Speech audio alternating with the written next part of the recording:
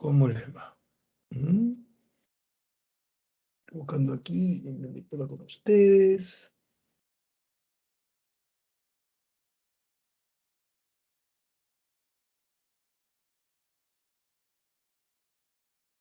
Un ratito. Siempre me pierdo. No quiero cometer el mismo error que cometí la vez pasada, que está acreditada una clase que no era.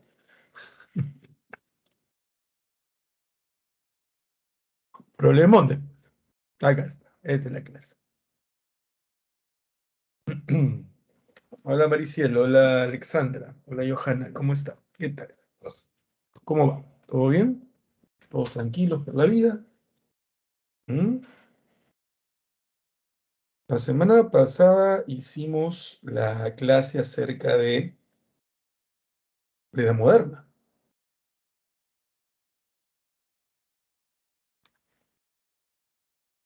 ¿Mm?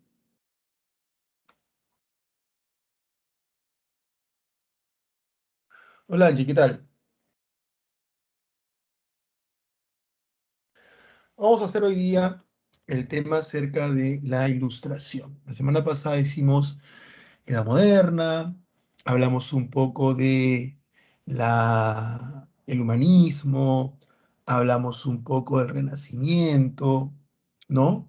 Les mencioné, aún no comparto pantalla, pues, si acaso, ¿ah? Les mencioné pues que la Edad Moderna, que es esa edad que va entre el siglo XV y el siglo XVIII, la Edad Moderna, es el que va entre la toma de Constantinopla en 1453 hasta la Revolución Francesa en 1789. Era ese periodo en el cual el sistema feudal, que habíamos estudiado hace dos clases atrás, entraba en crisis. Y que al mismo tiempo que entraba en crisis el sistema feudal, aparecía un nuevo sistema, el sistema capitalista. ¿Mm? Entonces, les mencionaba a ustedes que la edad moderna debe entenderse en ese contexto, en un contexto donde aquello que durante la Edad Media era visto como algo normal, ahora la edad moderna comienza a cambiar. En la Edad Media, en Europa, la economía era una economía agropecuaria, agricultura, ganadería. En la Edad Media, la riqueza era la tierra, ¿no? El que tenía tierra tenía poder. Y la sociedad estaba dividida básicamente en nobles, poseedores de la tierra, y siervos, trabajadores de la tierra. El comercio era escasísimo, era poquísimo. La gente usaba lo que ellos mismos producían. Las personas tenían un solo pantalón, una sola camisa, un solo par de zapatos, era todo lo que poseían, porque solamente consumían lo que ellos mismos producían debido a que no había comercio. Pero todo eso entró en crisis, porque es algo normal en la vida. Todo tiene su inicio, tiene su desarrollo, tiene su apogeo y tiene su crisis. Y cuando todo esto entró en crisis, aparece un nuevo sistema. Un nuevo sistema que va apareciendo de a poquito. Hola Eric, hola Lady. Donde lo que vamos a encontrar es que poco a poco la riqueza no está definida únicamente por la tierra, sino que la riqueza también está definida por la moneda. Y es que, y es que los señores feudales, o Europa Occidental para ser más exactos, comenzaron poco a poco a renacer el comercio. Y cuando renace el comercio, renace el uso de las monedas, aparecen nuevas actividades económicas, que son las actividades comerciales, aparecen actividades como el sastre, el zapatero, el carpintero, Poco a poco las personas comienzan a utilizar no solamente uno, sino dos pantalones, no solamente una, sino dos camisas, dos pares de zapatos, ¿no? Ya no solamente la sociedad estaba dividido entre los nobles y los campesinos. Tú nacías campesino, morías campesino. Tú nacías noble, morías noble. Apareció un nuevo grupo social. Este nuevo grupo social se llamó los comerciantes. Personas que podían ascender económicamente, ya que el elemento para ascender era la moneda. Y la moneda, a diferencia de la tierra, la moneda se podía obtener en base al negocio, en base al comercio, en base al robo, en base a la estafa, etcétera, pero podías obtener moneda. Entonces comenzamos a ver eso, que aparece un nuevo sistema. La riqueza no se basa en la tierra, sino que comienza poco a poco a basarse en el comercio. Pero esto que estoy explicando, que suena tal vez tan sencillo, demora, y demora mucho. El feudalismo entró en crisis allá por el siglo XII. Comienza su crisis en el siglo XII. Y el feudalismo desaparece en el siglo XVIII. Estamos hablando que el feudalismo demoró mínimo 500 años en desaparecer. Desde que entró en crisis. ¿Eh? Desde que entró en crisis. Y a su vez, el sistema capitalista, que es aquel sistema que hoy tenemos en el aspecto económico, político, social, cultural, apareció hace más o menos 500 años. Y le tomó 500 años a ese sistema llegar a su apogeo. Eso quiere decir que si el sistema capitalista está en crisis, va a tomar bastante tiempo para que desaparezca y para que sea reemplazado por otro. Y cuando hablamos que un sistema entra en crisis, no estamos hablando únicamente de la parte económica. Hablamos de la parte política, de la parte social, de la parte cultural. Eso quiere decir que la manera como tú y yo pensamos, en algún momento, será visto como inadecuada.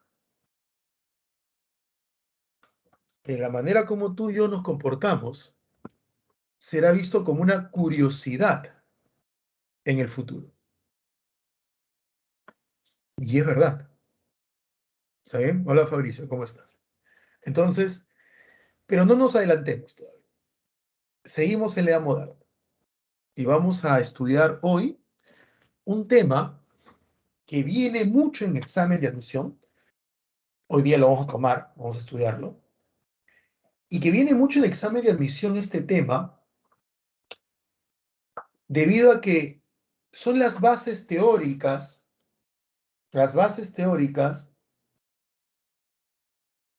de la democracia moderna. Todo aquello que tú conoces en la actualidad, como derechos, deberes, igualdad, se lo debemos a esto que vamos a estudiar. El que las señoritas hoy estén escuchando esta clase, gran parte de ellos se lo deben a estos pensadores. El que las personas hablen de igualdad, que antes ese término no existía, o al menos no se aplicaba, se lo debemos al tema que vamos a estudiar hoy. El que votemos por nuestros gobernantes, se lo debemos al tema que vamos a estudiar hoy, ¿no? Y el que tengamos tanta corrupción, también se lo debemos al tema que vamos a estudiar hoy. ¿Eh? Entonces vamos a estudiar hoy el tema conocido como ilustración. ¿Mm? Así que comenzamos. Ya hice una larga introducción, vamos a comenzar. A ver.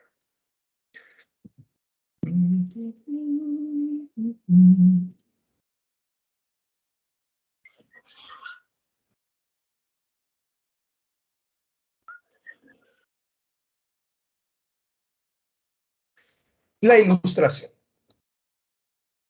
A ver, chicos, la ilustración surge en el siglo XVIII. Ahí surge la ilustración, en el siglo XVIII. Este siglo va a ser conocido o llamado el siglo de las luces. Y es llamado así porque para estas personas el conocimiento que van a adquirir en base a métodos científicos es una luz, dicen ellos, es una luz que los guía en la penumbra y oscuridad que representaba la ignorancia. Me explico. Los ilustrados o la ilustración fue un movimiento intelectual que surgió en Inglaterra, no en Francia, surgió en Inglaterra durante el siglo XVIII. Y este movimiento intelectual tiene como característica principal el utilizar la razón con el objetivo de alcanzar un conocimiento seguro, un conocimiento demostrable, un conocimiento corroborable, experimentable. Cuando uno tiene un conocimiento que se puede demostrar, que se puede verificar, que se puede experimentar, o sea, un conocimiento que ha pasado por una observación guiada por un método científico, podemos estar seguros de que los resultados obtenidos, o sea, el conocimiento obtenido, es su conocimiento cierto. En la antigüedad, o sea, antes de la Ilustración, las personas obtenían sus conocimientos en base a la observación. Pero muchas veces la observación, si no está guiado por un método científico, no te da un conocimiento seguro. Un ejemplo, las personas observaban que la Tierra era plana. Y como todos observaban que la Tierra era plana, por lo tanto, el conocimiento general es que la Tierra era plana. Y la gente decía, pero mira, es plana la Tierra. O tú ves que es redonda. Es plana la Tierra. Yo pongo una bolita, una pelotita, y la pelota no rueda. Debería rodar si la Tierra es redonda. La Tierra es plana. Obviamente que no entendía de que el diámetro de la Tierra era muy grande y que estar parado en una parte de este planeta que sí era ovalado o redondo implicaba verlo plano, porque éramos un fragmento de todo el planeta. Pero la observación de todos es que la Tierra era plana. Pero esa observación no estaba guiada por un método científico. No estaba guiado por un método que pueda corroborarse en cualquier parte del mundo. Y el conocimiento obtenido en base únicamente a la observación y no guiado por un método científico, hacía que ese conocimiento fuera falso, equívoco, pero que era el conocimiento que todos manejaban. Y aquí tomamos un paréntesis y hacemos una, una nota que es real. El hecho de que todos crean algo no quiere decir que sea verdad. El hecho de que la mayoría crea algo no quiere decir que sea verdad. Es solamente el conocimiento popular o la ignorancia aceptada por todos. Pero el hecho de que todos lo sepan no te da la realidad y contundencia de que sea cierto.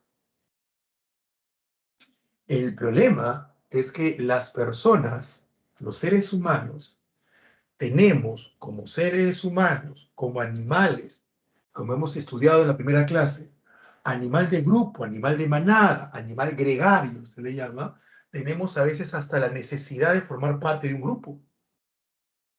Y cuando nos convertimos en un animal racional, de evolución, esta necesidad de formar parte de un grupo, de ser aceptados, de no ser señalados ni rechazados, nos hace aceptar verdades que No hay forma de comprobarlo. Nos hace aceptar verdades que no tienen ni pies ni cabeza, pero tenemos la necesidad de ser aceptados.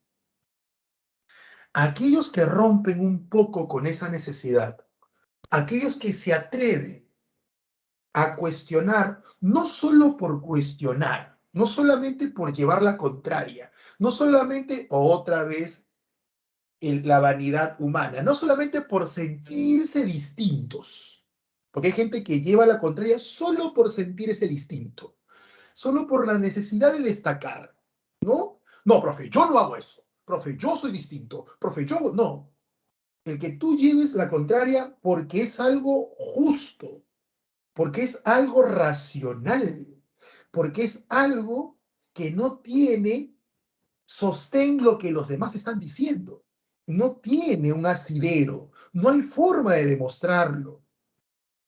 Entonces, no es que yo lleve la contraria solo para llenar mi ego de sentirme distinto, sino que llevo la contraria porque no es algo real, demostrable, comprobable, lo que los demás creen. Y lo que están creyendo me puede hacer un daño o me puede afectar. ¿Entiendes? Entonces, los que logran hacer eso, los que logran romper, no porque quieran llenar su ego de decir soy distinto, sino porque creen que tienen racionalmente las pruebas para demostrar que lo que los demás están pensando no es cierto, y tienen la fortaleza para soportar los señalamientos, las miradas, las burlas, y probablemente mueran siendo señalados, excluidos y siendo objeto de burlas, ellos que tuvieron un método científico, que se mantuvieron derechos en ese conocimiento descubierto, racionalmente comprobado, aun cuando la mayoría lo insultaba, lo lapidaba y se quedaron solos, ellos a la larga son estudiados por nosotros.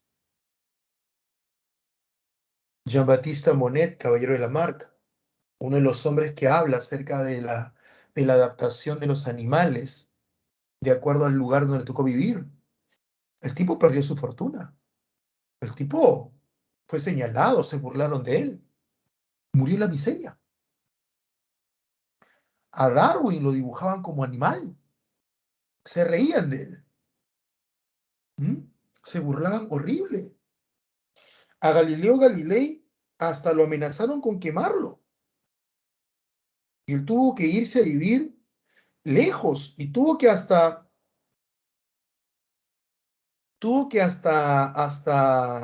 negar lo que había encontrado. ¿Mm? O el famoso descubridor de los dibujos de la cueva de Altamira. ¿Ya? Ese hombre se rieron de él, se burlaron de él. ¿Entiendes? A él lo usaban de burla. Cada vez que había un evento arqueológico y querían burlarse de alguien, lo nombraban. Lo trataban de impostor, de falsificador. En cualquier conferencia lo señalaban. El tipo murió siendo señalado. Sus hijos fueron objeto de burla en los colegios. Le decían, tu papá es loco, tu papá es estafador. El tipo se muere y a los 3 años se encuentran cuevas con dibujos iguales a las que él descubrió en Altamira. Y los encuentran en Francia, en Suiza, en Inglaterra. Y muchos creyeron que él había dibujado esos dibujos, valga la redundancia, en las cuevas para hacerse famoso. Por eso que lo insultaban. Y el hombre que más lo insultó, que fue un intelectual, que fue un arqueólogo, se me dio el nombre, y que fue la cabeza visible de las burlas y los señalamientos, este tipo tuvo la entereza de ir donde la familia, el hombre que tanto se burló, que tanto lo señaló, y le pidió perdón a la familia. Y hizo una promesa que cumplió. Y le dijo, yo voy a dedicar mi vida, lo que me queda de mi vida, a limpiar el nombre que manché.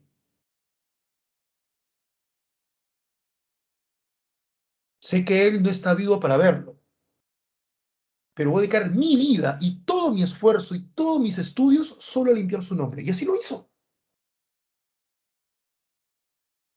La pregunta es, y el que descubrió Altamira no tiró para atrás, porque él sabía que había descubierto algo. Y él soportó las burlas, los señalamientos. La pregunta es, ¿cuántos estamos dispuestos a soportar todo eso?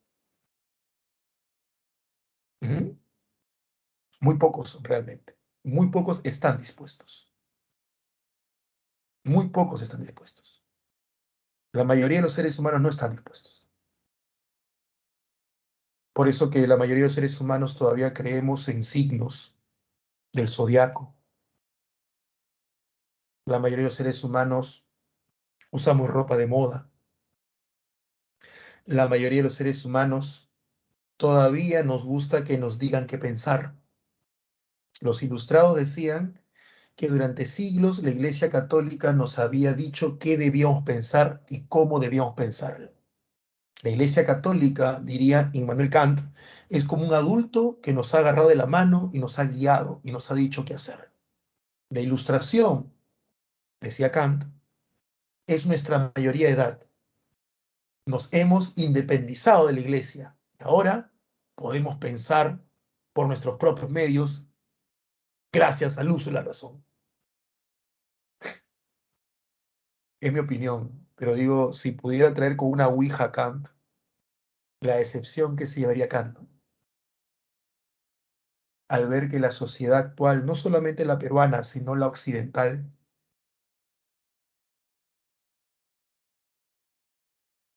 no lee.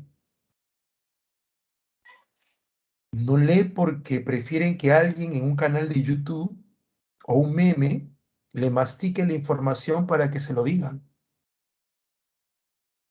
No leen. Ya la Iglesia Católica no es la que nos dice qué pensar. Ahora es el Internet lo que nos dice qué pensar. Pregúntale a una persona que defiende el feminismo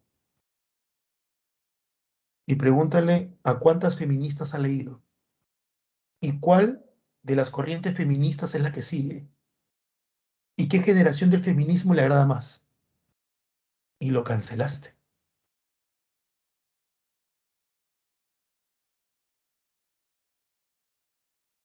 Aquella persona que apoya el aborto, pregúntale, ¿por qué apoyas el aborto? Y saca de tu ecuación las mujeres que desgraciadamente fueron violadas y quedan embarazadas por ese ataque. Sácalo. ¿Por qué lo apoyas? Y le quitaste piso a mucha gente. Y la información está. Somos la generación que mayor cantidad de información y acceso a la información tenemos. Ni siquiera tenemos que movernos de nuestra silla de la casa para poder obtener una información. Hay revistas científicas que ponen sus informaciones gratuitamente. Hay bibliotecas virtuales especializadas, pero mejor que me lo diga un podcast, ¿no? Y si me lo puede decir un video de internet, de YouTube, mucho mejor. Y si el video de YouTube lo puede hacer con dibujitos, te lo agradecería bastante. Y si el video de YouTube que me lo va a explicar con dibujitos, que va a formar parte de mi conocimiento y mi discurso con todos, no pasa de 5 minutos, sería mucho mejor.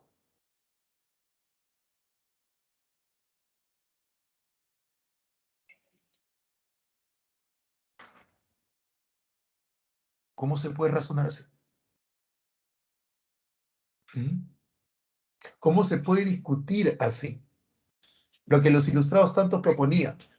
La base de nuestra democracia y nuestros derechos. ¿Cómo se puede discutir así con personas que no leen? Es frustrante. Es bien frustrante. Tal vez a ustedes les ha pasado. Es bien frustrante. Es prepararte para discutir un tema y que la otra persona o las personas, su única preparación sea un meme, un canal de YouTube, porque no tienen tiempo para leer, porque prefieren, y está bien que lo hagan, ¿ah? Pero prefieren gastar en un gimnasio y pasarse 2 o 3 horas bajo el pretexto de un buen cuerpo, porque es sano y te da salud, pero ¿de qué sirve estar sano si la mente está corrompida?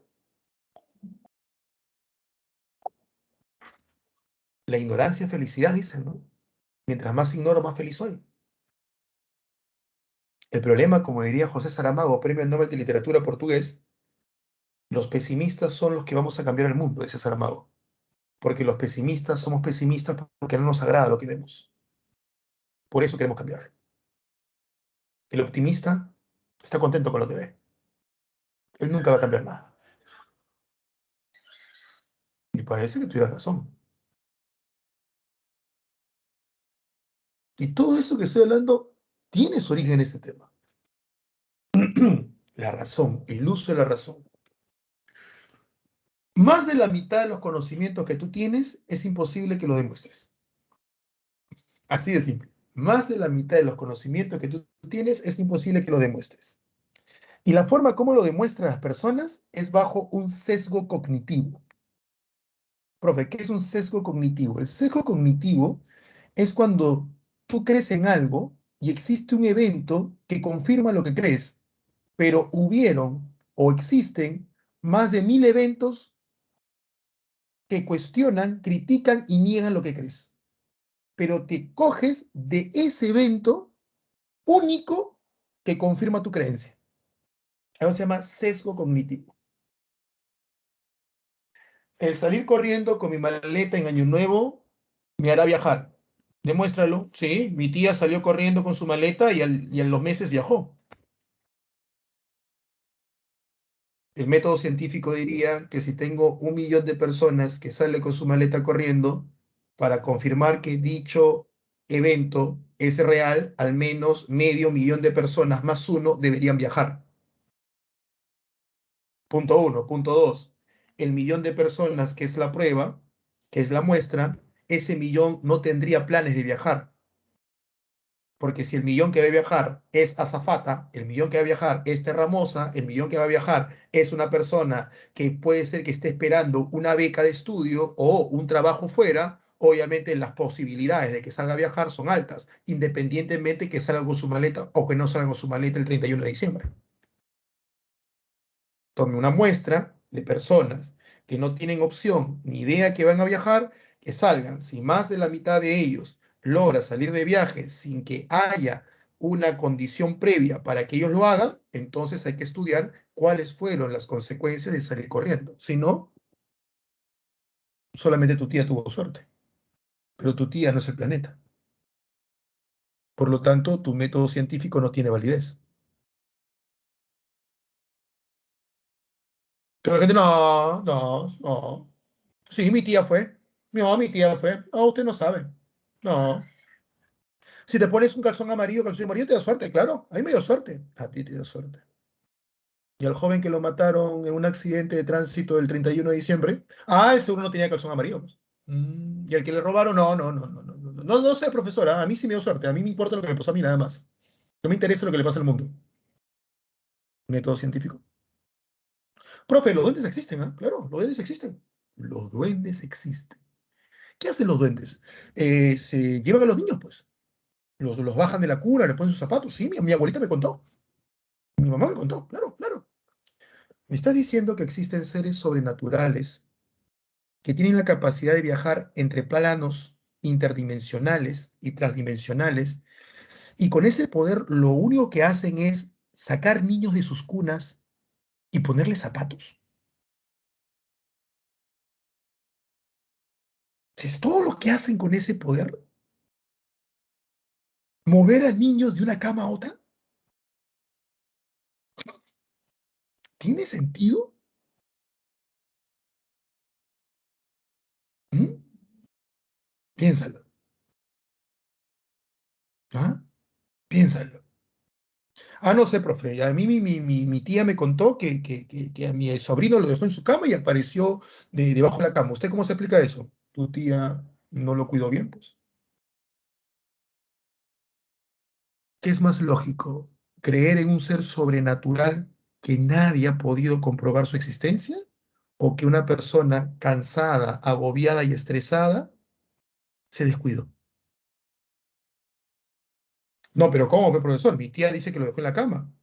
Dime si no te ha pasado que tú dices haber cerrado la puerta y cuando llegas al paradero tratas de hacer memoria y tratas de tomar fotos mentales de ti cerrando la puerta y no te acuerdas. Y dime si no te ha pasado, como me ha pasado a mí, que he regresado a mi casa y la puerta sí está cerrada y por más que me esfuerzo en recordar en qué momento la cerré y le metí llave, no me acuerdo.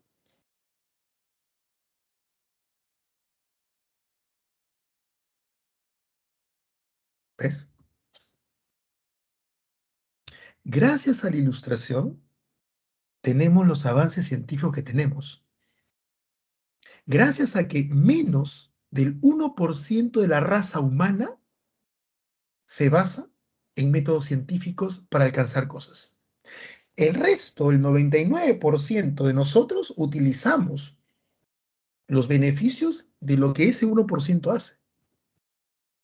Computadoras, satélites, aviones, etcétera, etcétera.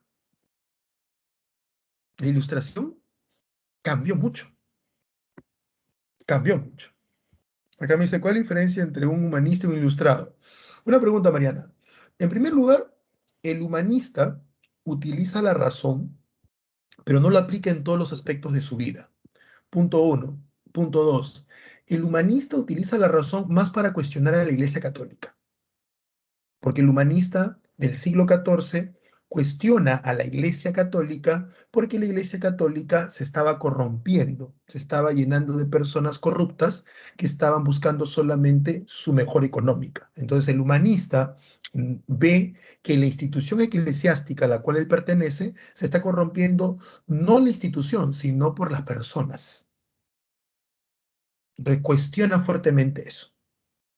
En cambio, el ilustrado, que es 2 siglos después, desciende del humanista, es, obviamente, tiene, ¿cómo te diría?, como antecedente el humanismo, pero el ilustrado lleva el uso de la razón a todos los aspectos de la vida. Por eso que mientras que el humanismo genera más que nada cuestiones literarias y filosóficas, el ilustrado lo lleva a desarrollar hasta la Revolución Industrial y la Revolución Francesa. Ataca más el ilustrado, lo amplía más. Y no es que ataque a la iglesia. El humanista atacaba a los miembros de la iglesia que están corrompiendo la iglesia. El ilustrado lo que hace es atacar, en algunos casos, la propia fe. El ilustrado no está cuestionando si el Papa roba o no roba. El ilustrado lo que va a cuestionar, algunos ilustrados, menos del 10%, pero lo que van a atacar es la mismísima fe. ¿Entiendes? Hola, Lani, sí me acuerdo que nos contaste que vas a seguir tu sueño del arte. Y llega, Lani. ¿Ya? Voy a forzarme para que la clase sea algo digna que puedas recordar como tu última clase de historia. Ya, Mariana, esa es la diferencia. Cintia me dice, ¿y cuándo Y cuando le das la contra a esas personas con base y razón se ofende? Ah, sí, sí, sí, sí, sí. Sí, Ariana, sí, Cintia. La ignorancia es atrevida. Sí, sí, sí, se ofende feo. Se ofende feo. ¿Tú sabes cuándo te das cuenta, Cintia, que estás discutiendo con una persona que no tiene base? Cuando quiere que las cosas se las pongas en blanco y negro. Ahí te das cuenta que no tiene base. Si yo te doy un consejo, ni pierdas tu tiempo. Ni pierdas tu tiempo. ¿Mm? Y él me dice, tienden a ser necios, pues se aferra a una postura equivocada. tienden a ser necios, pues se aferran a una postura que es la única que entienden, Jeremy, ¿no? Es por eso que son tan cerrados, ¿no? O sea, ellos se abrazan a algo y de eso no salen. Y piensan que defenderlo a muerte es porque ya se lo memorizaron, pues ya lo entendieron así, ¿no? Es así. O sea, es así. Vamos a continuar. ¿Ya? Entonces ahí tenemos la ilustración, recuerden, nace en Inglaterra, ¿no? La razón, conocimiento demostrable, la luz, y la ignorancia, conocimiento imposible de demostrar, la oscuridad, ¿no? La clase social que va a impulsar la ilustración fue la burguesía. ¿Qué es la burguesía? Es la clase comerciante poderosa, dueña de industrias, dueña de bancos, a eso se le llama burguesía. ¿Está bien? La ilustración, como les dije, nace en Inglaterra. La ilustración nace en Inglaterra, ¿ya? Y en Inglaterra se desarrolla más hacia los aspectos científicos y tecnológicos, lo cual va a llevar que demostrable, este conocimiento demostrable, termine desarrollando en Inglaterra la revolución industrial. Inglaterra será la cuna de la revolución industrial. ¿Qué es la revolución industrial? Bueno, la revolución industrial, que también lo vamos a ver en clase, es nada más y nada menos ese desarrollo tecnológico que va a permitir que produzcamos en mayor cantidad, debido a que las herramientas que se van a utilizar son distintas. Antes se utilizaban herramientas movidas por la fuerza humana. Un ejemplo de una herramienta movida por la fuerza humana era un martillo, un serrucho, ¿no? Una pala. Pero cuando dicha herramienta es movida por otra fuente de energía, dicha herramienta no tiene limitaciones. ¿Por qué? Me explico. Cuando mueves la herramienta con la fuerza humana, el humano lo limita, porque el humano se cansa, el humano tiene sueño, el humano, su destreza no va a ser permanente, el humano se estresa, etcétera. Pero cuando el que va a mover no es la fuerza humana, sino una fuerza adicional como el vapor, el carbón, el petróleo, la electricidad, la producción es continua. Y eso vamos a estudiarlo cuando hagamos revolución industrial. En el caso de Francia, Francia tiene una diferencia con los ingleses. En el caso francés, la burguesía francesa no estaba en el poder político. Me explico mejor. Inglaterra tenía una monarquía que se conocía como monarquía constitucional. Una monarquía constitucional tiene un conjunto de leyes que nadie está por encima de ellas, se llama constitución, un rey que vendría a ser el poder ejecutivo, o sea, el poder que ejecuta las leyes, y un parlamento que vendría a ser el poder legislativo, es decir, el poder que prepara las leyes, el poder que discute las leyes, el poder que aprueba las leyes. ¿Está bien? Entonces, existe una constitución, un conjunto de leyes por el cual te rige, es la regla del juego, una constitución. Tienes al rey, pero como poder legislativo, pero ejecutivo, y a un parlamento como poder legislativo, los que hacen las leyes. Dentro de este parlamento se encontraba la burguesía inglesa, o sea, la gente económicamente poderosa de Inglaterra, que no era noble, eran poderosos por su comercio, por la banca, por la industria, tenía poder político. ¿Cuál es la importancia de tener poder político? La importancia de tener poder político es que el que tiene poder político determina cuáles son las reglas del juego de un país. ¿Ya? Esa es la importancia de tener poder político. El que tiene poder político determina cuáles son las reglas del juego de un país. Me explico, me explico. En Francia, una de las personas en este momento más muy famosas en Francia es Messi, ¿no? Porque Messi está jugando. Me estoy yendo pues a la parte más popular. Tampoco voy a ser profe, periodista intelectuales. No voy a la parte popular. Messi. Y dale que Messi pues debe ganar pues que unos 30 millones al año, más o menos, ¿no? Entonces Messi es una persona con gran poder económico, ¿no? Una persona rica, económicamente hablando. Un diputado francés, un diputado francés debe ganar algo de 5.000 euros mensuales. 5.000 a 7.000 euros mensuales. Ponle 7.000 euros mensuales. ¿Ya? 7.000 euros. Eso quiere decir que el diputado francés no llega ni siquiera a los 100.000 euros al año. Y eso descuéntale el pago de impuestos. ¿Está bien? O sea que el diputado francés gana, dale unos 90.000 euros al año, dale más o menos, ¿ya? Mientras que Messi gana 30 millones al año. Eso hace pues que el diputado francés gane en un año lo que Messi más o menos gana pues en menos de un mes. Pero si los diputados franceses se les ocurre sacar una ley por la cual cualquier persona que gane más de 1 millón de euros al año dentro de Francia pague un impuesto especial, Messi tiene que pagarlo. Podrá renegar, patalear, agarrar su jet privado, irse a Miami, decirle que va a jugar mal, eso no le interesa, porque Messi tiene poder económico, pero no tiene poder político. El poder político es el que te dicta las reglas del juego, ¿me entiendes? No basta con tener poder económico, hay que tener poder político. Uh-huh. Y en Inglaterra, la burguesía inglesa tenía poder político junto con la nobleza, porque la burguesía inglesa formaba parte del Parlamento, y el Parlamento era el que daba las leyes. El Parlamento era el poder legislativo. ¿Está claro? En Francia la cosa era distinta. En Francia, la burguesía francesa no tenía poder político. En Francia manejaba una forma de gobierno llamado absolutismo, donde todo el poder lo concentraba únicamente el rey. A eso le llaman absolutismo. Donde no tenían constitución, donde el rey daba las leyes, el rey ejecutaba las leyes y el rey las hacía cumplir. Él era todo. Por eso se llama poder absoluto, absolutismo.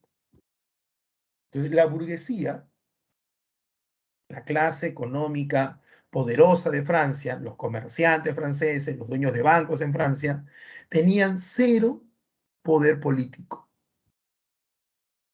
Así que ellos estaban pues a la deriva si es que mañana al rey se le ocurría elevar nuevos impuestos. Y ellos no podían hacer absolutamente nada para evitarlo, porque el rey tenía poder absoluto.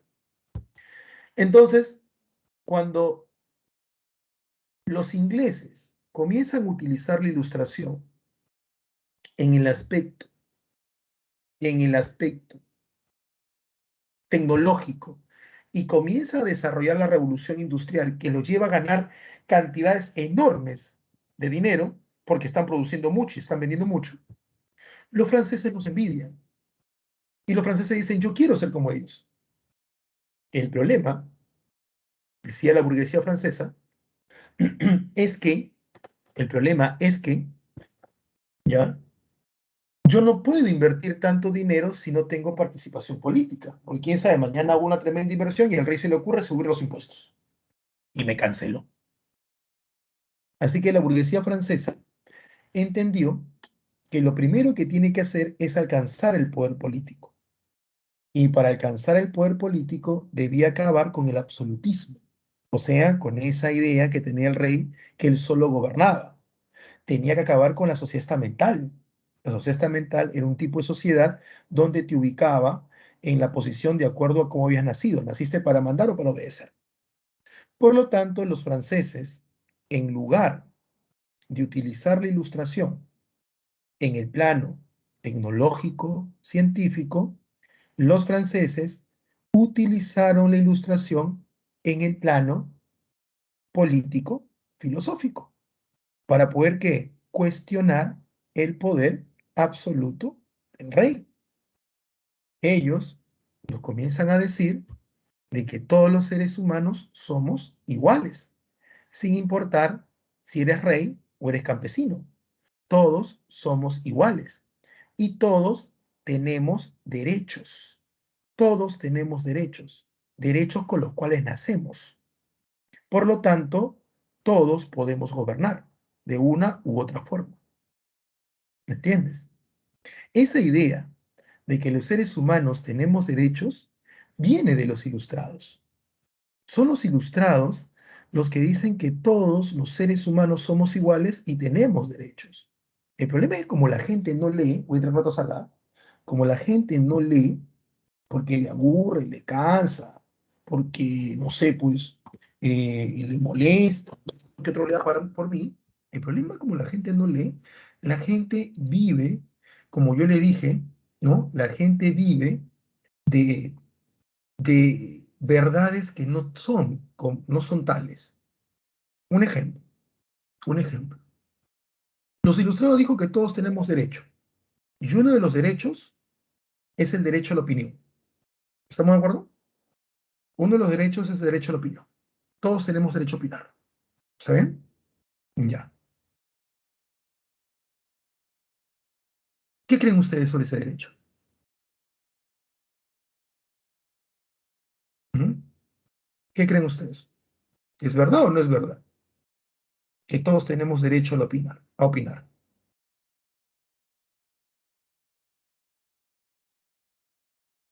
¿Mm? ¿Qué creen? ¿Qué opinan ustedes? ¿Mm? Es un derecho. Todos tenemos derecho a opinar. Sí, pero esa moneda, ¿ya? A eso voy, Pedro. Pero esa moneda tiene otra cara. ¿Y cuál es la cara? Yo tengo derecho a opinar, pero yo tengo el deber de informarme sobre aquello que voy a opinar. Yo no puedo, no debo ir opinando a locas y tontas porque me da la gana.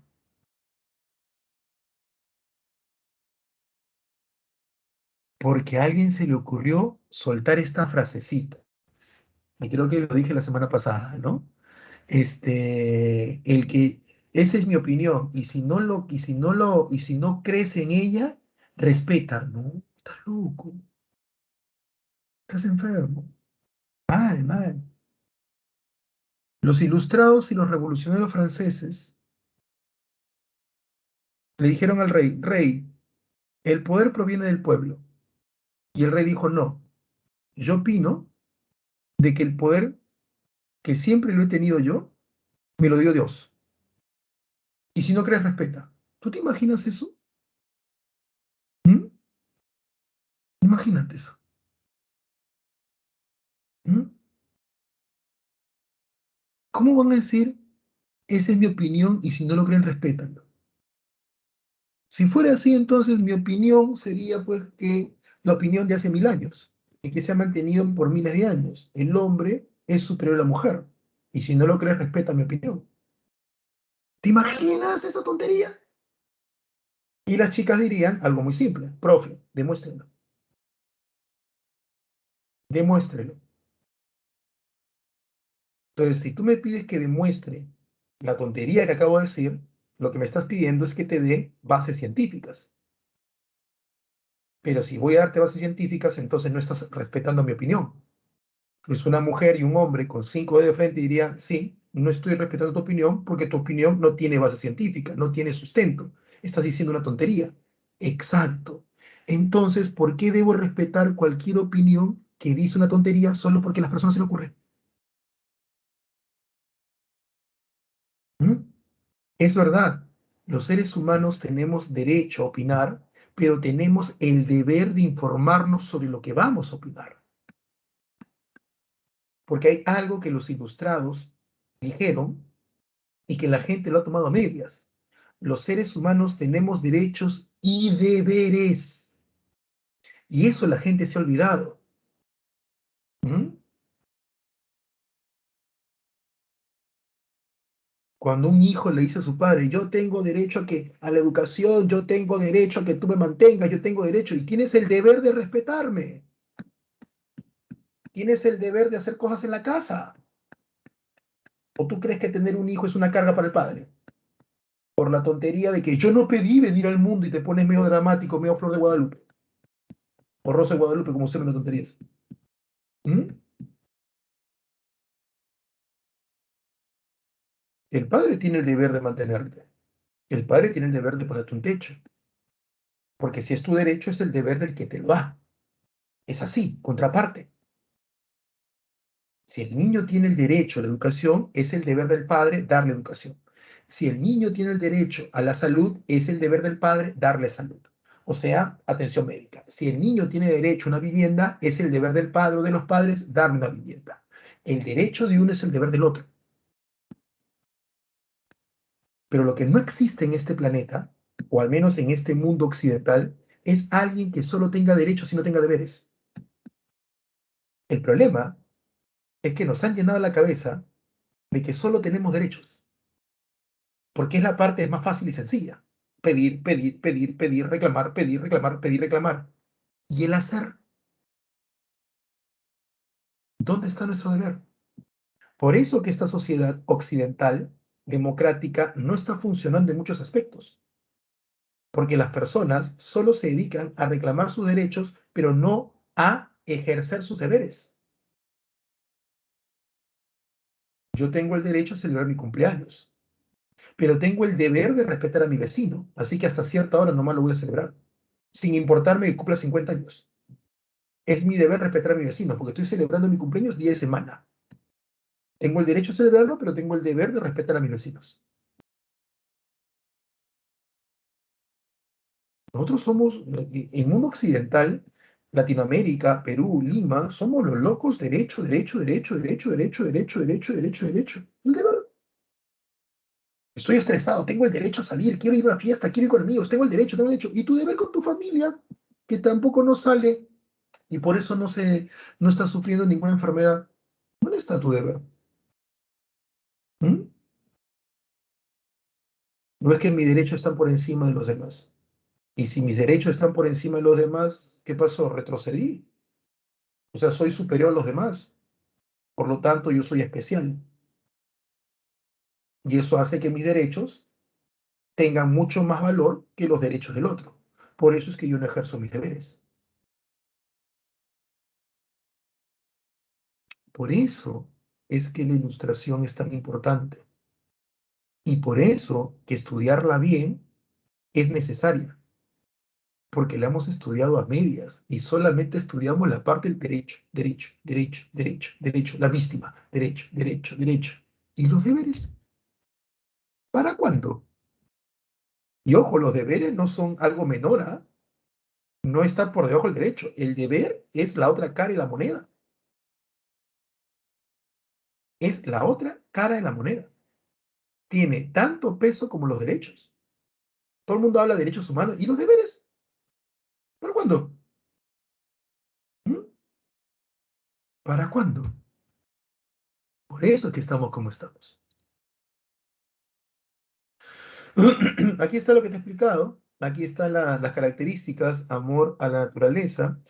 Claro, porque los ilustrados comienzan a ver el equilibrio ecológico que existe en la naturaleza y ya no se lo atribuyen a un poder divino, sino que se lo atribuyen a una explicación evolutiva. Entonces se quedan pues impresionados con este equilibrio ecológico. Fe en la razón.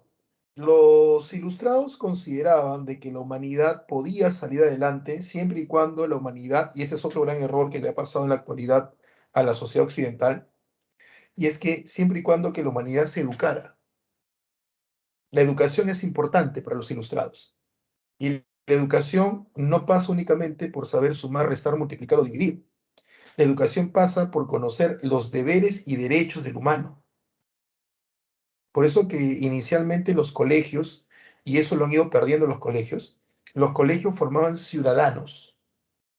Y la formación de ciudadanos pasaba por el respeto al otro, es decir, por cumplir con mis deberes, y no solamente por exigir mis derechos. Los colegios ahora pareciera que solo se han convertido en proveedores de conocimiento de ciencia y tecnología. Mientras más matemática le den es mejor. Mientras más temprana edad aprendan trigonometría, geometría, física, química, álgebra, es mejor. Y no es así.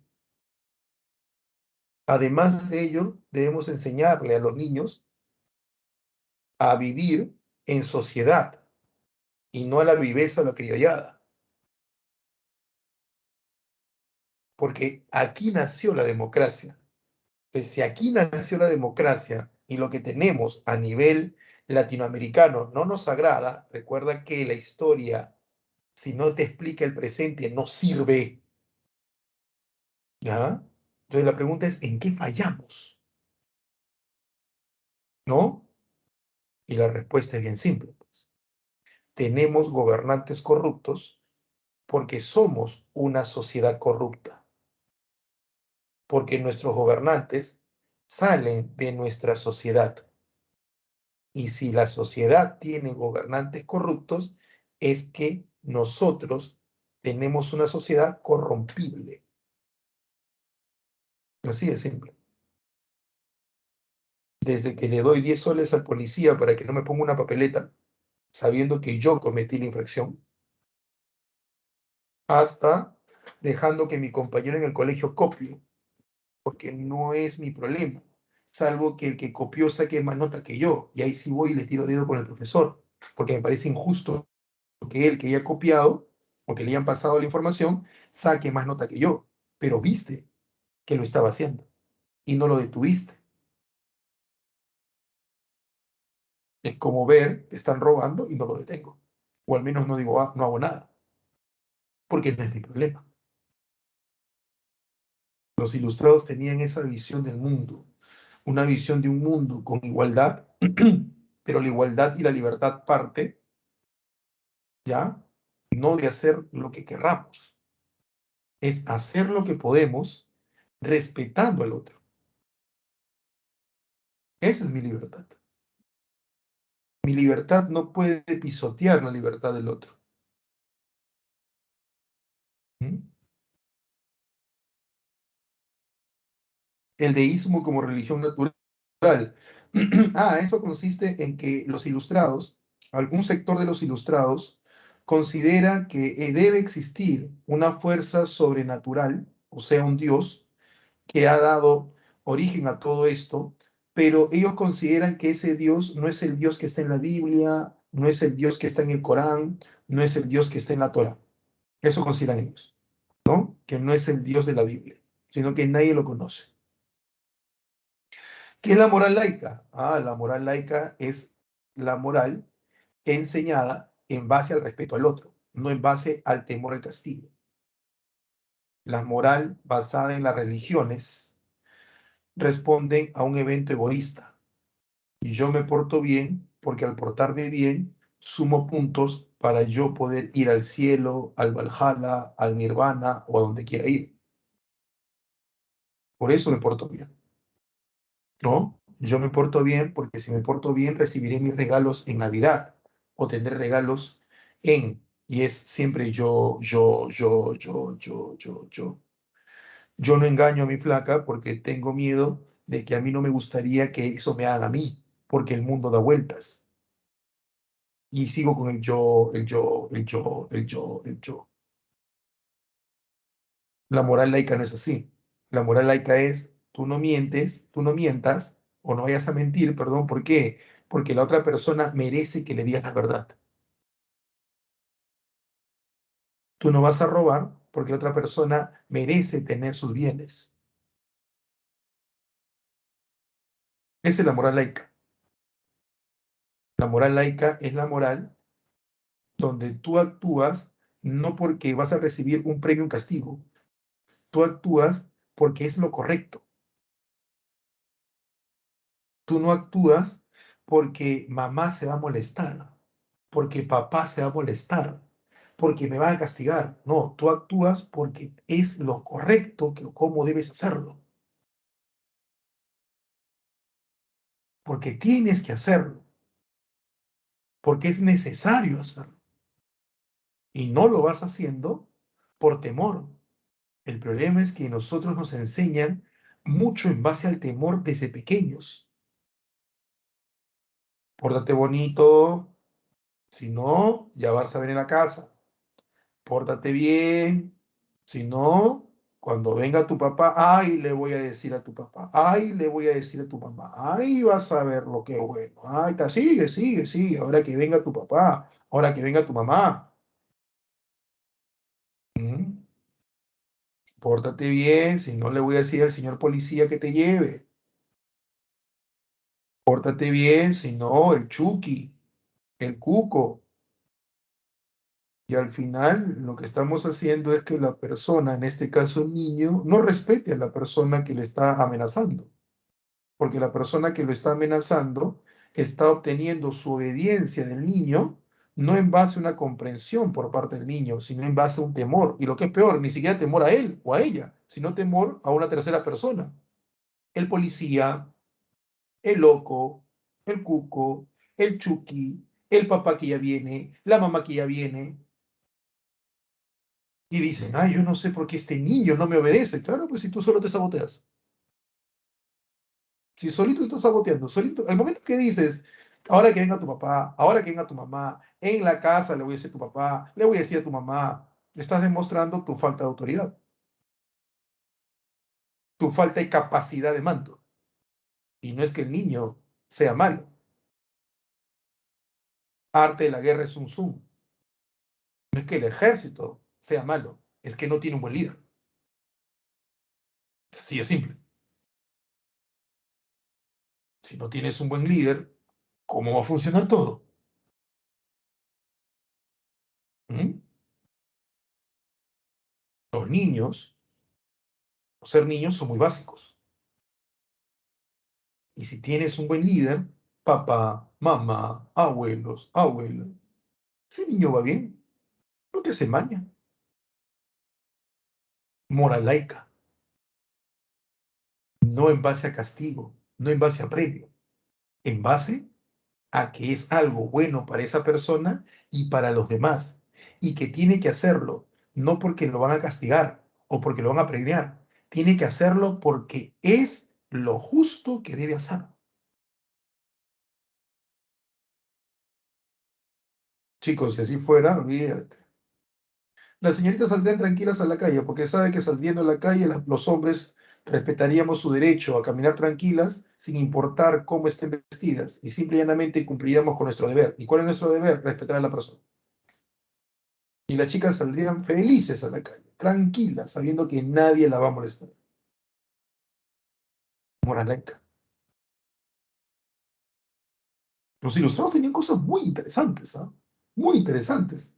Lastimosamente, no les hicieron caso completamente, ¿no? Muy, muy interesantes. Y por eso que ellos decían, pues, un espíritu crítico, ¿no? Pero para criticarse hasta uno mismo. Punto uno. Y punto dos, fe en el progreso humano. Ellos que decían, no, el humano puede ser feliz, no quiere ser feliz. Y no quiere ser feliz porque, porque si yo no respeto el otro no me va a respetar a mí. Y vivimos en un mundo donde la gente no se respeta, donde todos solamente piensan en sus derechos. Y eso es la viveza. Yo coimeo porque yo quiero tener una mejor vida, porque yo merezco una mejor vida y mis hijos merecen una mejor vida y mis hijos merecen una más con mejor comida y mis hijos merecen un mejor colegio. Por lo tanto, yo en el poder veo la oportunidad de obtener dinero. Por lo tanto, yo voy a robar, voy a coimear, voy a corromperme, porque yo merezco derecho, derecho, derecho, derecho, derecho y derechos. ¿Y dónde están los deberes? Esta carreta tiene dos ruedas. Si solamente usamos una, muy lejos no va a ir la carreta. Y la educación como factor de cambio. Y la educación no pasa únicamente por el colegio.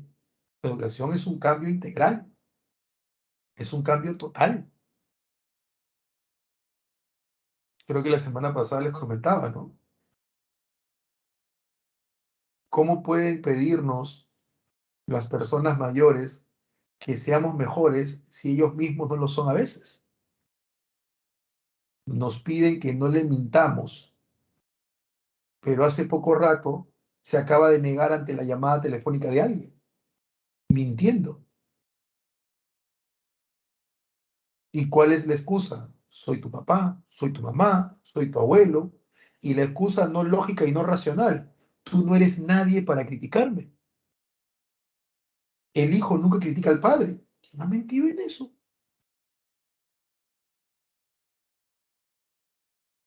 ¿Quién ha mentido? ¿Cómo que el hijo no puede criticar al padre? Y sé que muchos padres que me están escuchando en la clase y ya están diciendo estas estupideces. Yo tengo una hija. Y si su crítica es racional y justa, obvio que tiene que criticarme. ¿Cuál es el problema? ¿Cuál es el problema? Si tienes un negocio y aceptas la crítica del cliente, porque la crítica del cliente te hace crecer, si tienes un hijo, ¿por qué no aceptas la crítica del hijo? No, porque su crítica es injusta. Bueno, pues alguien cometió un error de no hacerlo razonar al hijo. Ahora, si el hijo me hace una crítica majadera, obviamente que no entiendo tu crítica. Razona primero. Explícame bien por qué me criticas. A ver, razona. Pero si no vas a leer, obviamente no tienes forma de razonar, porque el cerebro humano piensa en base a los conceptos que aprendemos. Muchos chicos, terminando esto de los ilustrados y la educación, muchos chicos dicen, mis papás no me entienden. ¿Por qué no te entienden? Porque cuando quiero hablar con ellos, punto número uno, ¿hablas o gritas? Hablo. Punto número dos, ¿hablas con los términos adecuados o utilizas jergas? Hablo con los términos adecuados. Punto número tres, ¿cuánto es tu capacidad de conversación y tu manejo de conceptos? Porque a veces no es que no te entendamos los padres, es que no te sabes hacer entender.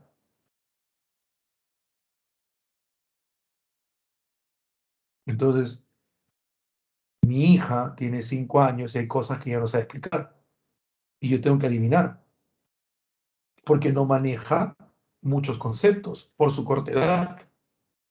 Pero que un chico de 17, 18, que terminó secundaria, no sepa hacerse entender, que diga, lo que pasa es que tengo algo que no sé cómo explicar, ya, pues es problema tuyo. Ese es problema tuyo. Porque no es posible que a los 17, 18 años tus emociones, sentimientos y frustraciones no los sepas explicar. Todo tiene concepto, todo tiene nombre. Pero eso no viene en el ADN de uno, eso viene en los libros. Por eso que para los ilustrados la educación era un factor tan importante. Si el colegio te manda a leer libros y vas a leer el resumen del resumen que viene en Wikipedia, entonces, si le hubiéramos hecho caso total a los ilustrados, olvídate, la vida sería otra. Un poquito mejor. Un poquito mejor. Eso que no quepa la menor duda. Sería un poquito mejor. ¿Mm? Vamos a ver, un ratito si tienen alguna pregunta, ya voy terminando. A ver,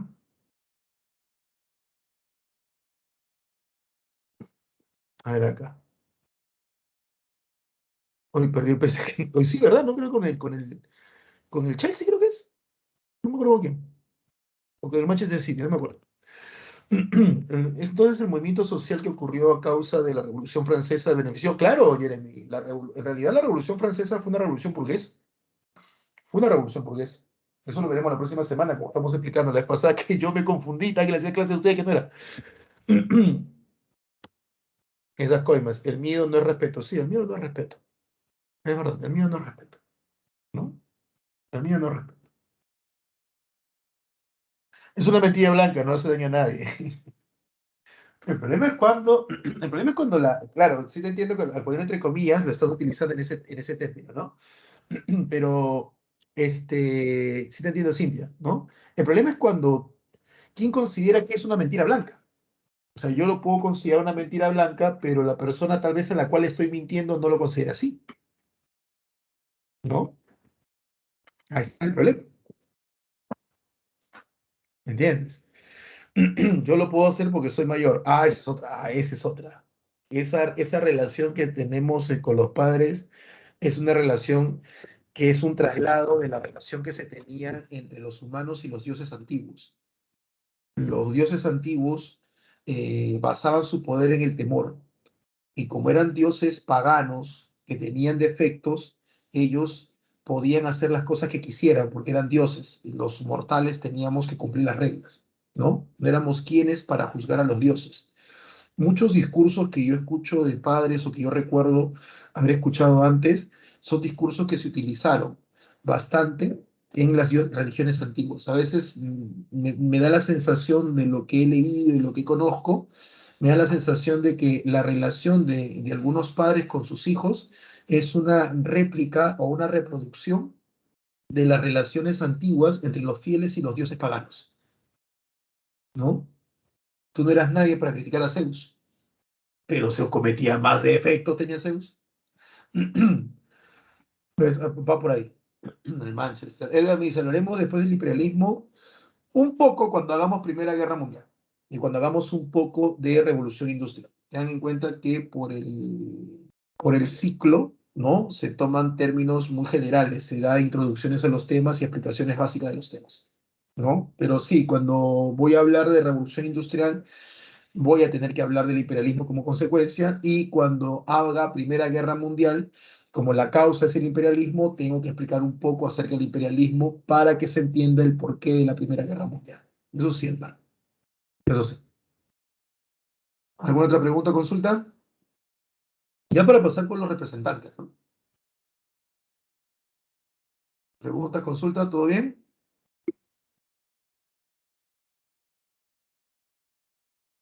¿Sí?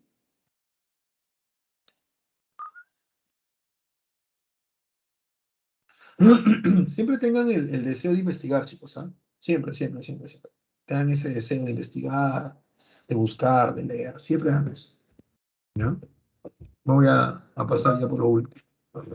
Gracias, Erika.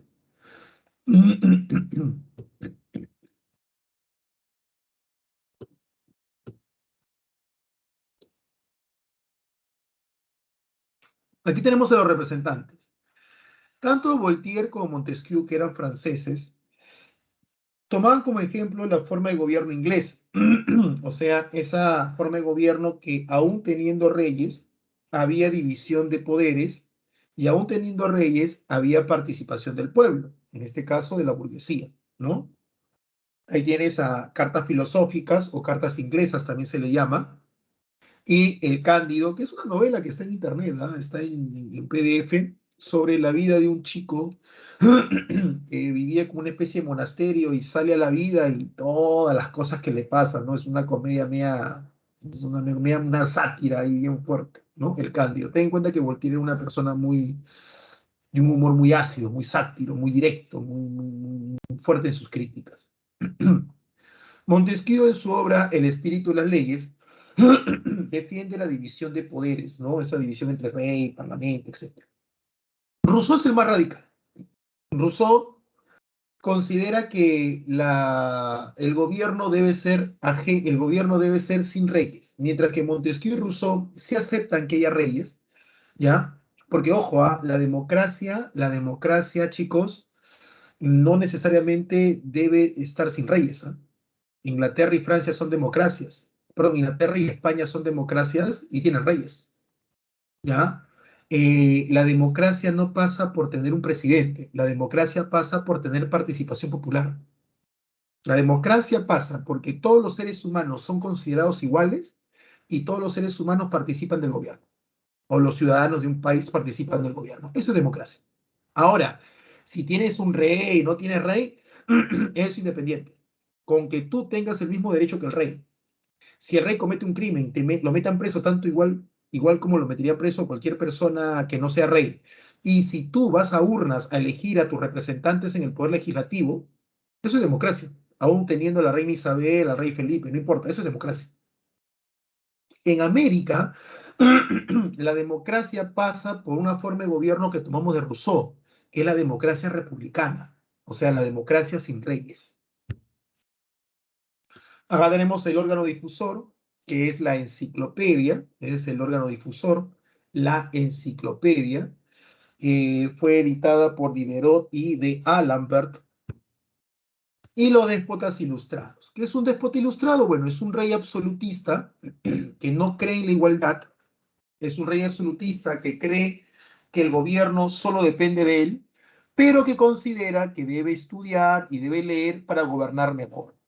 Su famosa frase, todo para mi pueblo, o sea, debo gobernar bien para mi pueblo, pero sin mi pueblo, o sea, no somos iguales. Mi pueblo no puede esperar que yo lo trate como un igual, porque no lo somos. Es el déspota ilustrado. Es la ilustración más el antiguo régimen, o sea, más el absolutismo. ¿Ya?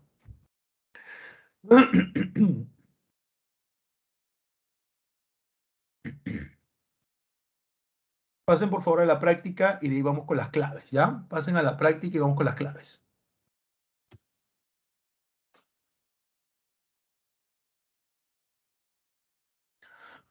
¿Por qué es importante las obras de los ilustrados? Porque ahí está la base de la democracia. No se olviden, no te olvides, no se olviden todos, en realidad, lo que yo les he dicho. El curso de historia, contrariamente a lo que la mayoría cree, no trata únicamente del pasado. El curso de historia trata de comprender el presente en base a un estudio del pasado. Entonces, el objetivo de la historia es que las personas puedan entender su presente y que puedan, en el estudio del pasado, hallar explicaciones a su problemática presente. ¿Ya? Es así. Entonces, las evaluaciones que se hacen en un examen normal y en un examen de admisión, lo que buscan es, lo que buscan es tomar principalmente temas, tomar principalmente temas que permitan al alumno o al estudiante entender su realidad. Entonces, temas como ilustración, temas como Revolución Francesa, me permiten explicarle al alumno y el alumno le permite entender el por qué existe la democracia, el por qué vive como vive, a qué se debe, cuáles son los orígenes, dónde está la falla. Esa es la idea. Por eso, respondiendo a la pregunta, la buena pregunta de Jeremy, ¿no? ¿Por qué viene tanto en examen de admisión sobre ilustración, sobre Revolución Francesa, sobre socialismo, ¿no? ¿Por qué ha venido tanto sobre esos temas? Y es que, como te digo, de nada nos sirve saber el pasado si el conocimiento que yo tengo acerca de eventos pasados no me van a ayudar a entender mi presente. Porque le decía, ¿no? ¿De qué me sirve saber cuántas piedras utilizaron para hacer la muralla china? ¿De qué me sirve saber cuántas piedras utilizaron para hacer las pirámides? Yo lo que debo hallar en el estudio de China, de India, de Egipto y Mesopotamia es una explicación a situaciones presentes. ¿Es así? ¿Mm? Por eso es esa relación pasado-presente que es muy fuerte en la historia. Solo que comúnmente la gente piensa pues que la historia solamente es pasado, pasado, pasado, pasado, pasado. Y cuando el profesor habla de democracia y dice, chicos, como en la actualidad ya se está saliendo del tema. Profe, no se salga del tema. Profe, estamos hablando de Roma. ¿Por qué habla de la actualidad? Pero si lo que está hablando de la actualidad es porque lo que te está explicando de Roma te ayuda a entender la actualidad, entonces no es que se ha salido del tema, profesor. Es que está realmente cumpliendo con lo que se le pide. Listo, Cintia, Johanna, Maricielo, eh, Abigail, Natalie, Angie, Fabricio, Jeremy, Christopher, Jeremy, Pedro, Alanis. A ver, ¿cuántos están haciendo la práctica? Ustedes somos en este momento 45. 01 10 21. 01 10 21.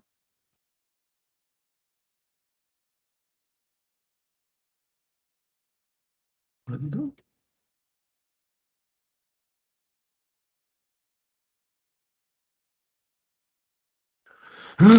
Por favor, todos hagan la práctica. Acá veo que están haciendo 28 y nosotros somos 45, así que todavía falta. Bien, Eri, bien, muy bien. ¿Ya? Por favor. Somos 45 en sala y están realizando la práctica 28. Por favor, háganla. Hagan. Si tienen preguntas, hagan. No hay ningún problema. ¿Mm? Si tienen preguntas, hagan.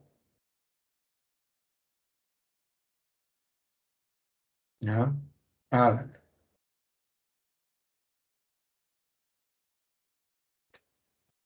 Y ahorita voy a pasar a dar las claves.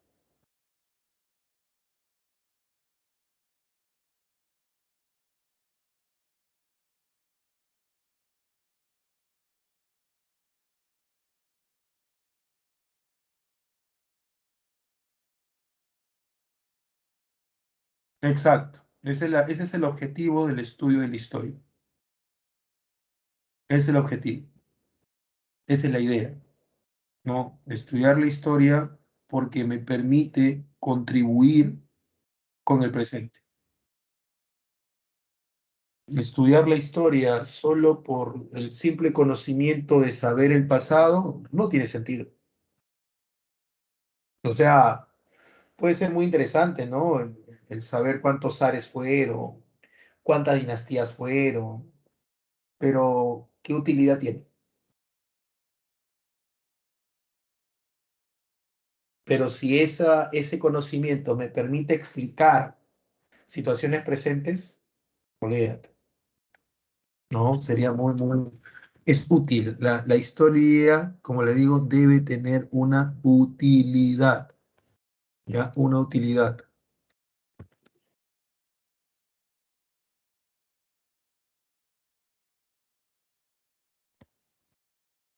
Ujú.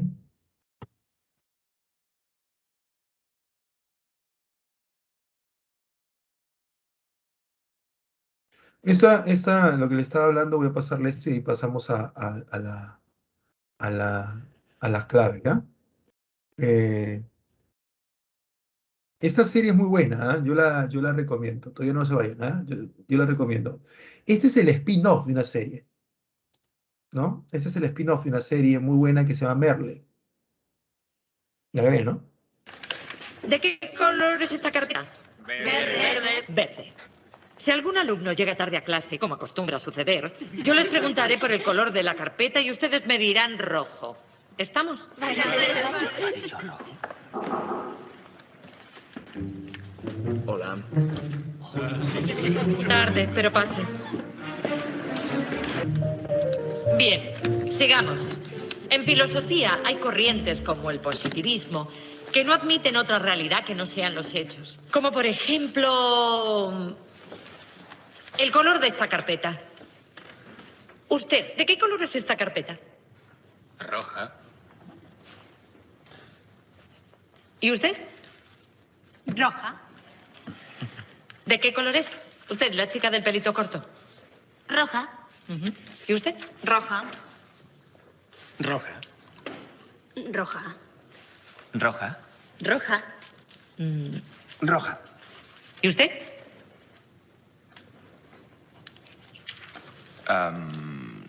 Roja.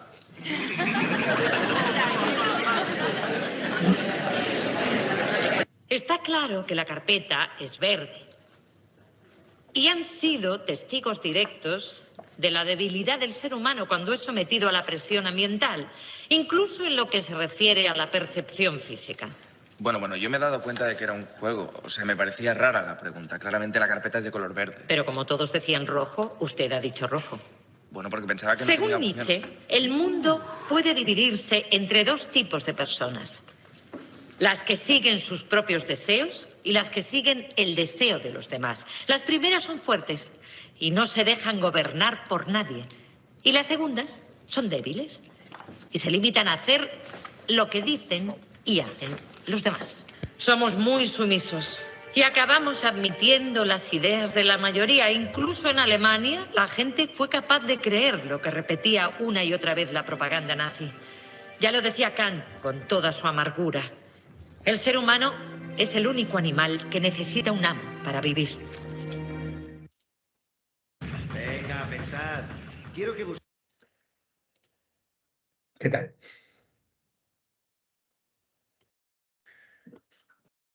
Y haces un video de TikTok es por la presión de los demás.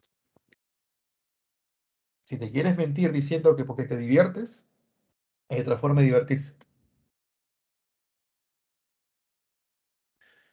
Si usas algo que está a la moda, está bien. Pero si tienes que cambiar a cada rato porque ya la ropa pasó de moda, es por la presión de los demás. Si sigues repitiendo la opinión de todos, aun cuando tú eres consciente que lo que estás repitiendo no tiene mucho sentido, porque la carpeta es verde, obviamente, pero todos dicen que es roja.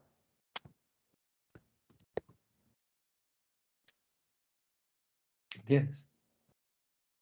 Tampoco te digo que cuestiones por cuestionar. Tampoco te digo cuestiones por cuestionar. Pero ese principio que utilizó este capítulo, este personaje, ya es el principio que se utiliza para las modas, para las tendencias. ¿Mm? Entonces, hay que tratar de encontrarle siempre el razonar. Y el razonamiento no parte porque únicamente tú leas o escuches muchos videos o veas muchos videos en internet, sino porque leas y leas lo adecuado. Profe, ¿cómo sé qué leer? ¿Llevas cursos de filosofía? ¿Llevas cursos de literatura? Ahí te pueden decir qué leer. ¿Mm? Vamos con las claves y nos vamos. A ver. Órgano difusor de ilustración, la enciclopedia. Pregunta número 1, letra A. Autor de cartas persas, ese es Montesquieu. Pregunta número 2, C. No es un representante de ilustración. A, no es un representante de ilustración, Descartes, él es preilustrado. Pregunta número 3, C. La ilustración en Francia atacó al antiguo régimen. Pregunta número 4, también es C. La ilustración se dio en el siglo XVIII. Pregunta número 5, B. Clase social que apoyó la ilustración, la burguesía. Pregunta número 6, D. La ilustración nació en Inglaterra. Pregunta número 7, A. La teoría del buen salvaje, el hombre nace bueno, la sociedad lo corrompe. Eso lo dijo Jean-Jacques Rousseau, Juan Jacobo Rousseau, en su obra El contrato social. Pregunta número 8, B. Pregunta número 9. Montesquieu es A, cartas persas, Rousseau es el Emilio, que es un texto sobre educación, y Voltaire, cartas inglesas, 1A, 2B, 3C. Pregunta número 9, A. Y una consecuencia de ilustración, la Revolución Francesa. Pregunta número 10, B. ¿Listo, chicos? Hemos terminado. No les quito más tiempo. Cuídense bastante. Gracias, Alanis. Sé que te va a ir muy bien porque si tuviste la interés y la firmeza de defender lo que querías, ¿ya? Te va a ir muy bien. Yo lo sé. No te preocupes, Alanis. Si veo que estás ahí, ahí estaré. Gracias. Que la pasen bien todos, por favor, ¿ya? Y pasen un bonito fin de semana. Alanis, en este caso me dijo a ti porque ya es tu última clase y nos comentaste los logros que habías tenido, ¿ya? Eh, ha sido un gustazo, Alanis, en serio, ¿ya? Que te vaya muy, muy bien. Insisto, te va a ir bien porque si tienes la interés de hacer las cosas, así sigue ese camino. Y todos, chicos, nos vemos la próxima semana. Chao, Natalie. Chao, Aranza. Chao, Pedro. Nos vemos. Chao, Eric. Chao, Angie. Listo, Eric. Gracias, Eric. Gracias. Con tus preguntas siempre las cosas se ponen mejor. Nos vemos, Cintia. Chao, John. Listo. Cuídense hasta la próxima semana. ¿Ya? Que hacemos Revolución Francesa. Ahora sí la hacemos con ustedes.